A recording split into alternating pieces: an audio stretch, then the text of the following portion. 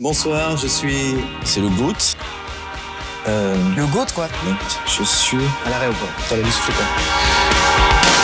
Moi, c'est un des artistes que j'aime le plus, qui a une espèce de vision sur le cinéma, l'humour, la télé. C'est quasiment sûr que nous avons affaire à Un gars qui transpire la sympathie, la bienveillance. C'est un profil bien profond à l'arrêt. C'est vraiment un des mecs de l'ancienne génération qui est un dieu vivant, tu vois. Un dieu, bien sûr. César. Vous totalisez plus de 58 millions d'entrées. Est-ce que vous savez pourquoi ce qui vous touche également des millions de gens? Regarde un Chabat.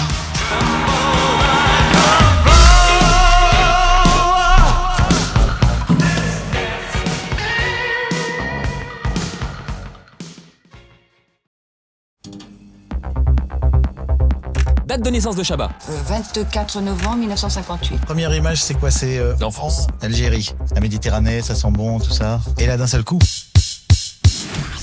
Morson-sur-Orge. Né de parents juifs d'Achouville, la Judée. Pas que c'était Tachoville, le terme. T'as eu une enfance en banlieue alors que finalement t'étais un petit bourgeois d'Afrique du Nord. Ah ouais, tout à fait. Ah, carrément, ouais. Est-ce que c'est vrai que vous avez changé 6 fois d'école entre la 6e et la terminale? Non, un petit peu plus. C'est hallucinant ça. Tu te faisais virer ou c'est parce que tu déménageais? Mais monsieur le juge, en fait, ce qui s'est passé... J'étais un peu indiscipliné. J'ai tendance à m'ennuyer comme plein d'enfants, quoi. Le crétin rebelle et boutonneux, comme vous dites. Ouais. Qui lisait des BD pour échapper à l'ennui. Ouais, évidemment, j'étais élevé avec Harakiri, avec Charlie Hebdo, avec Charlie Mensuel, qui était le meilleur magazine de bande dessinée du monde. Et puis, La Révolution Pilote, un hebdo dont le rédacteur en chef était René Goscinny. Les adultes, notamment, ont commencé à avouer lire la bande dessinée. Ils la lisaient déjà, mais ils l'ont avoué. Et vous rêviez de quoi à l'époque? Quand j'étais petit, je voulais être successeur de Walt Disney. Je voulais faire ça. Pourquoi est-ce que vous vouliez être lui? Non, mais je trouvais que ça réunissait tout ce que j'aime. L'animation, le dessin animé, les parcs d'attractions. Il y a toujours un moment où j'ai peur, il y a toujours un moment où je pleure, il y a toujours un moment où je ris, il y a toujours un moment où mon cœur bat hyper fort parce que il faut absolument que les héros s'en sortent. Je rêvais vraiment des États-Unis parce que je me disais, putain, à cette heure-là, nous, on a le Tour de France. Et eux, ils ont des dessins animés en couleur, ils ont des séries avec des super-héros en couleur, plein de trucs super intéressants avec des mecs déguisés avec des costumes qui se battent les uns contre les autres. Autrement plus intéressant que des trucs sur la philatélie en noir et blanc. Amis de Télé-Philatélie, bonjour. Je trouverais un taf, je sais pas où, peu importe, dans un resto, et puis à côté, je ferais mes petits Mickey.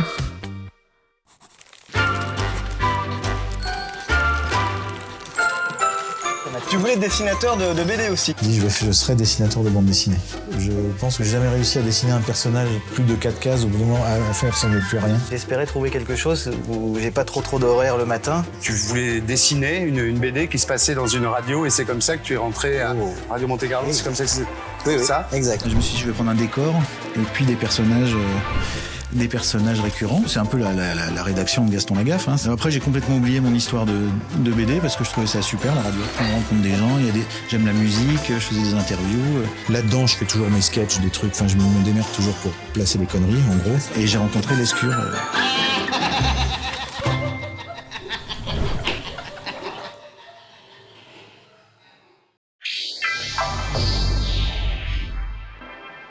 J'ai un canal pour une chaîne de télévision et je souhaite vous en confier la responsabilité.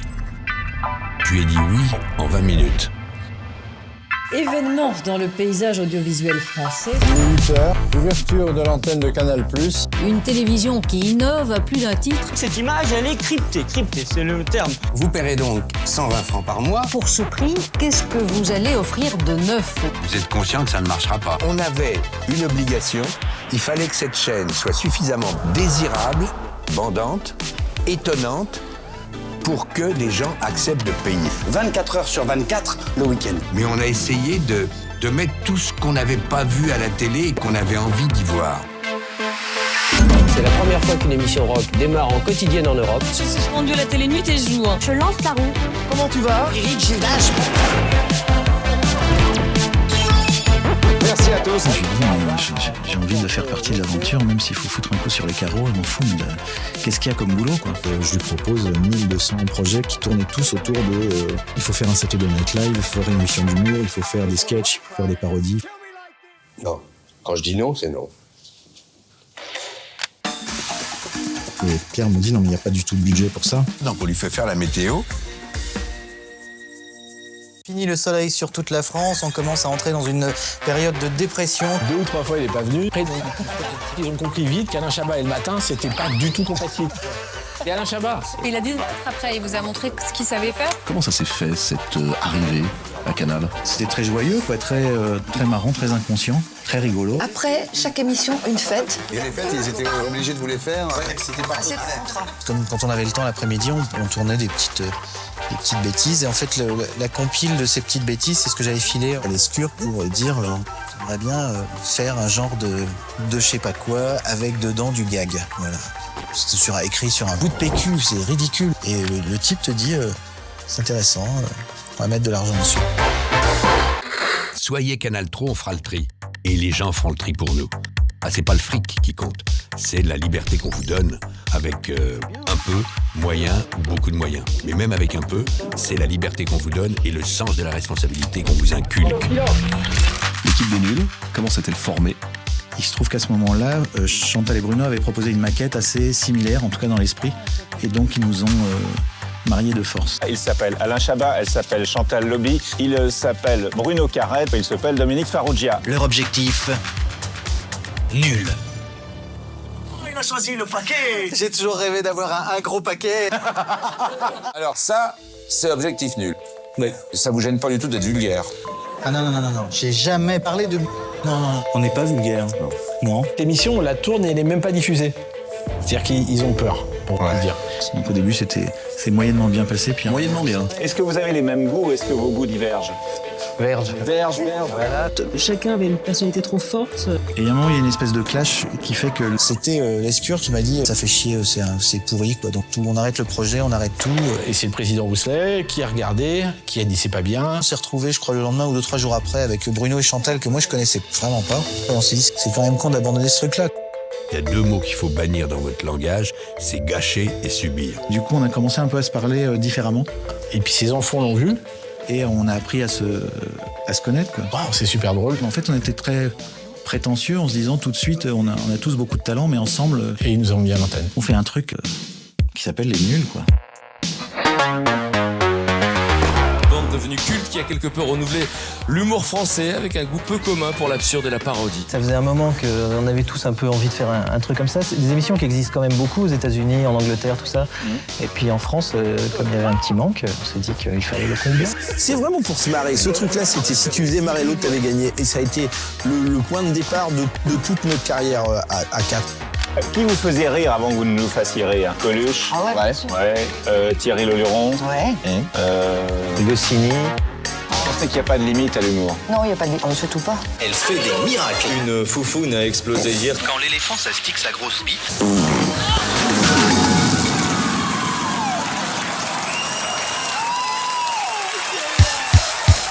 Quand on a vu le succès, l'engouement des gens pour ça, vraiment, ça a été notre premier étonnement. 3-7 ans.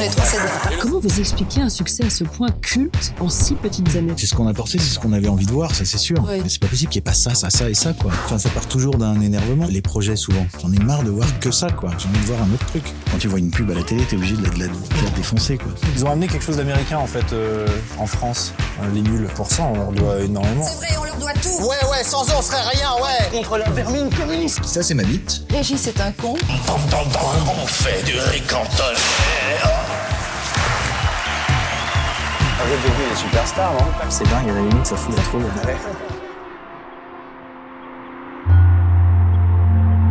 Alors que Bruno, qui est célibataire, lui, ne dit pas grand-chose non plus. Alors que vous avez une liberté de parole totale. Non. Je préfère garder un certain halo de mystère. Bien.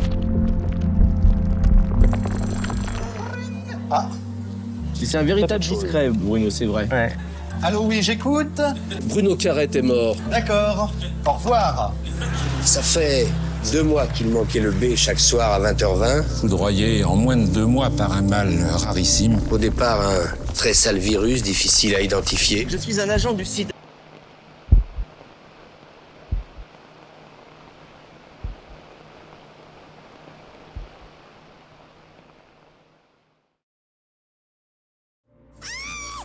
Ça n'a pas été rien. J'étais pas du tout préparé à perdre un pote et un mec avec qui je travaille depuis très peu de temps. Finalement, j'ai l'impression d'avoir passé 10 ans avec lui.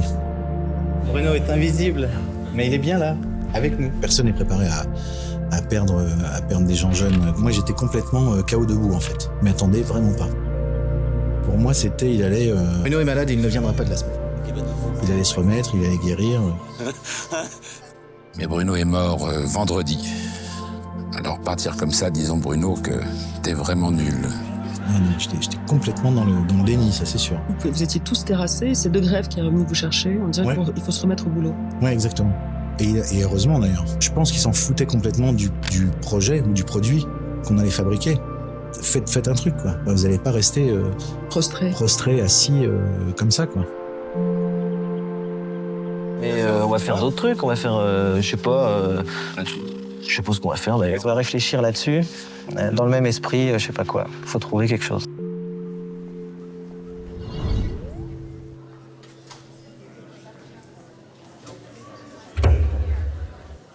La vidéo sur Alain Chabat, la deuxième partie.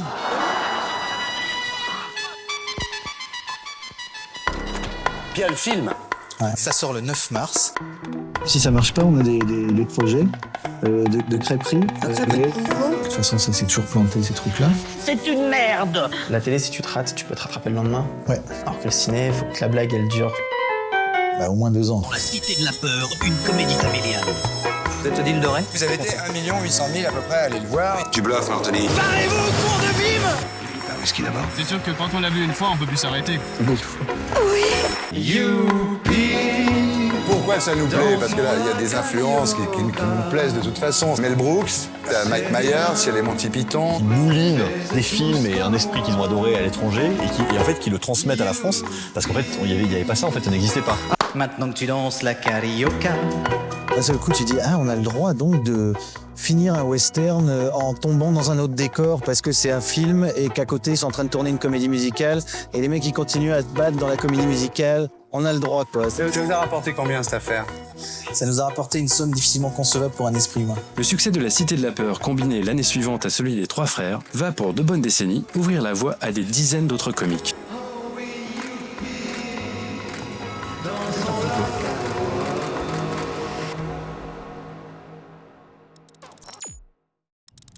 Et ça a dû s'arrêter en 92, c'est ça, 6 ans. 6 ans. Je crois qu'il y avait une lassitude de tous. Il fallait partir vers autre chose. On se sépare, bons amis, mais Alain a envie de faire des choses, et moi j'ai envie d'en faire d'autres. Qu'il est con ce Chabat. Viens ici.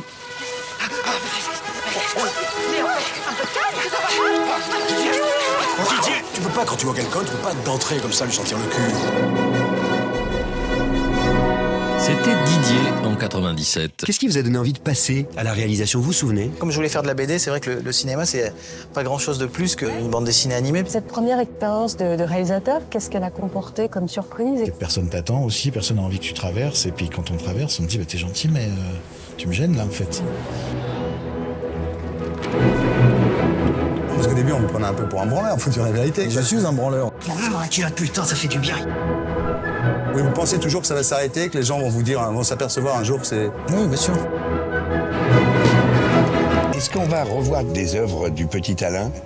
Ouais, j'aimerais bien, mais j'ai pas d'idée de scénar. Une idée. Il me faut une idée. On fumait des pétards en écrivant le script, quoi. C'est le meilleur moment. C'est le meilleur moment, exactement.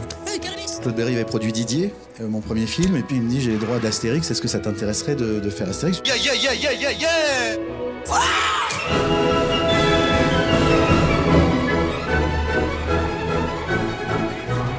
C'est le plus gros budget de l'histoire du cinéma français, 45 millions d'euros. Aucune chance que le film se plante. Je suis pas du tout stressé. C'est du suicide. J'aime bien ce côté très prétentieux, très mégalo. Le casting déjà? Un arabe qui est star dans un film de Gaulois, quoi. Entouré de quelques juifs, hein. Une bande de copains rencontrés à la télé et un très joli nez. Dans un film de potes à 50 millions d'euros. C'est bien que quand il faut enlever de l'argent, il faut déchirer des pages. Il faut enlever des pages, il faut enlever des scènes, des grosses scènes. Je dis à Claude, je dis on peut enlever la scène du Sphinx. Il me fait, non, le Sphinx, super, non, c'est formidable, non, le Sphinx, Obélix, qui pète le nez, c'est super. À chaque fois, toutes ces scènes, à chaque fois, il me dit, mais non, ça, c'est un spectacle extra. Finalement, au moment où il se tourne vers, je sais plus, le directeur de production, il dit, bon, il manque combien? Et tu lui dis, je sais pas, 2 millions. Il dit, bon, on va y trouver. Fin de la discussion. Ce n'est pas qu'une question de moyens. C'est la liberté qu'on vous donne et le sens de la responsabilité qu'on vous inculque. Dis là, dans ce film, t'as tout mis. Ton Goscinny, ton Walt Disney. Et Alain, incontestablement, est l'héritier spirituel de mon père. Sorti le 30 janvier 2002 au cinéma. Allez, à Jacques Taest. J'ai adoré. Énorme. C'est vraiment le film de l'année.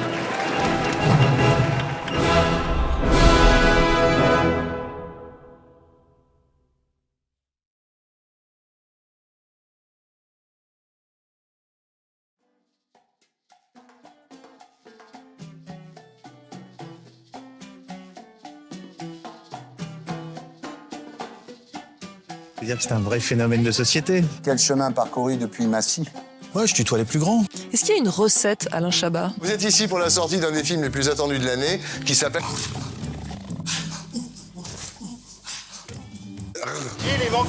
Vous comptez faire combien d'entrées, Alain, à peu près, avec ce film?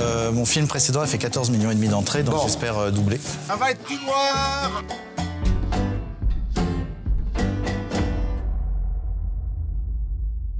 C'est très très cher, ça. J'ai raté une vanne, quelque chose.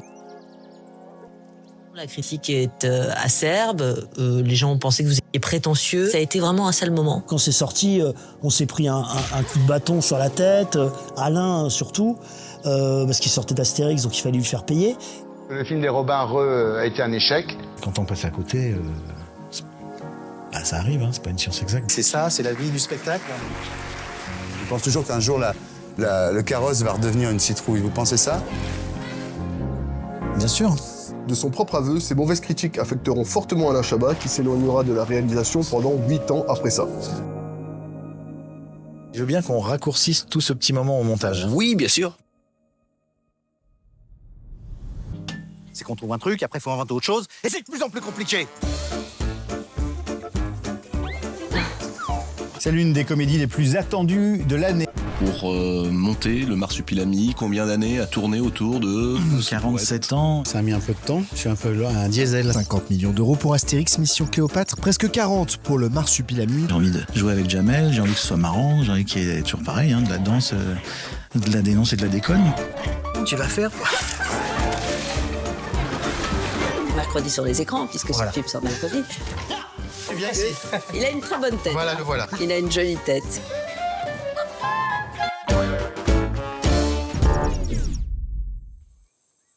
Ça pique un peu.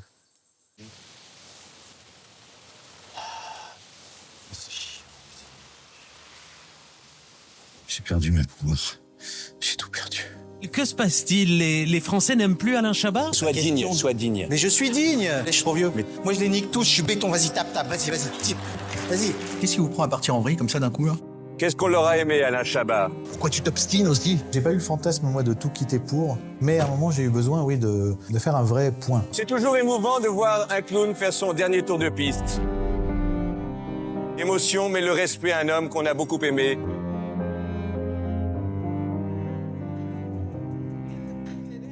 Vous étiez installé à la moitié du temps en Californie. J'avais une boîte de prod. Wham. Wham, exactement, chez Wham, que j'ai toujours, mais au bout d'un moment, c'est pas ça que j'aime, quoi. Puis je faisais plein de trucs qui m'intéressaient. Moyennement. Ouais, moyennement. Ça me prend énormément de temps finalement sur un truc que je fais plus, qui est de m'amuser, d'écrire.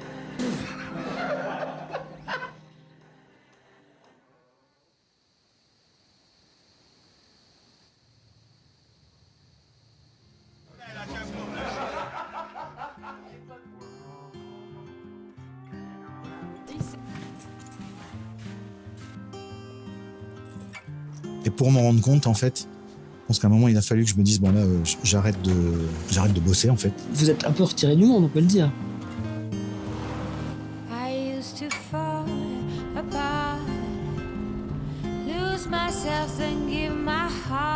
Enfin, je me suis forcé à ne pas écrire, quoi, et à partir vraiment dans la forêt, à couper du bois pendant 4 ans, quoi, en fait.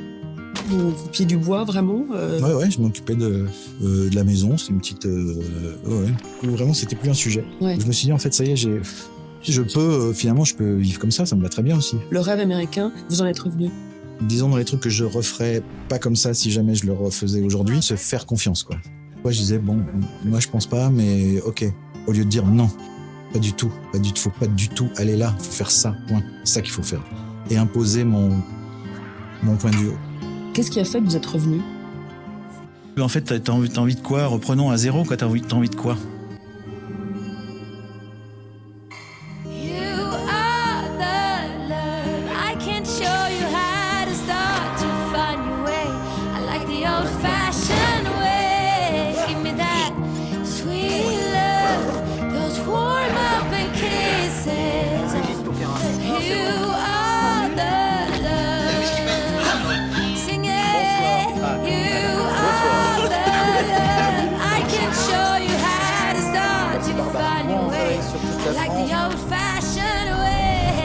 Quand j'étais petit, je voulais être successeur de Walt Disney. Je voulais faire ça. Je voulais faire du dessin animé. J'ai pas oublié l'idée encore. Un jour, j'espère que j'en ferai.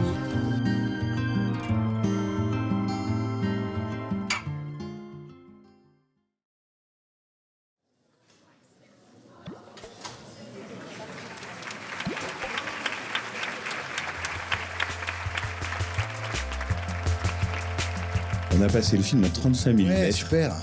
Comme il est sorti, ouais. Le film a eu un succès fou. On continue à le montrer devant des salles pleines. Donc, je crois que c'est un chef-d'œuvre. Hein. Ben voilà. On doit le voir à peu près une fois par an depuis qu'il est sorti. Est-ce que vous savez pourquoi votre humour fait rire et pourquoi ce qui vous touche également des millions de gens? Une salle qui rigole, ça veut dire on est tous d'accord là-dessus, c'est quand même marrant. Tu réunis un peu enfants, parents sur une espèce de vision de quelque chose. En fait, vous êtes un peu Walt Disney, vous l'avez partiellement réalisé, votre rêve. Qu'est-ce qui est le plus important pour vous, de faire rire ou d'émouvoir? Non, de faire rire. Aussi, c'est ce raccourci qui permet de dire un truc, et si la personne à qui on dit ce truc rigole, ça veut dire un peu qu'elle est d'accord avec le point de vue qu'on vient de donner sous une forme idiote, quoi. Et les héritiers des nuls aujourd'hui, il y en a? Grâce à grave influencé mon humour. Nos rêves, c'est les nuls. Pendant toute ma sixième, j'ai fait toutes les répliques de la Cité de la Peur. On n'attend pas votre sœur? C'est super d'avoir un film qui a 30 ans et dont les gens se souviennent encore. Vous pouvez le critiquer comme vous voulez, parce que vous aurez sans doute raison, mais moi j'adore. C'était il y a 20 ans. J'ai des mots qui me sortent des... Mais vous savez, moi je crois pas qu'il y ait de bonnes ou de mauvaises Phrase d'un film, je sais pas pourquoi c'est celle-là, c'est vraiment les gens qui en font quelque chose. Est-ce qu'il faut parler de succès? Je ne sais pas, c'est peut-être à vous de le dire. Alain Chabat, c'était le héros de mon enfance. Nous, Alain Chabat, c'est un modèle. Comme les nuls, c'était un peu nos héros quand on était à l'école primaire. Véritablement, j'ai jamais été fan de personne si ce n'est d'Alain. Donc. Moi, c'est un des artistes que j'aime le plus. Les gens vont t'applaudir à la hauteur de ceux qui t'aiment dans le studio, écoute bien.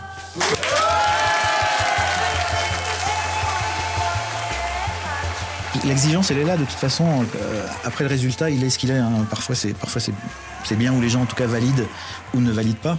Mais l'énergie, elle est la même. Je suis à 1000% quand je fais un truc que les gens valident ou ne valident pas. Mais l'énergie et l'exigence, pour moi, elle est vraiment de pire en pire, même malheureusement.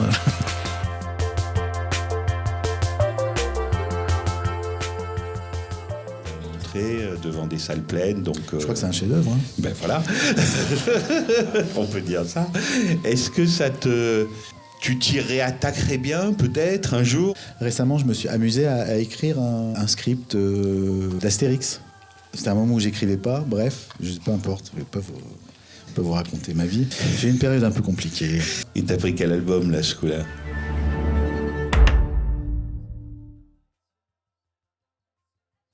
Je ne peux rien dire.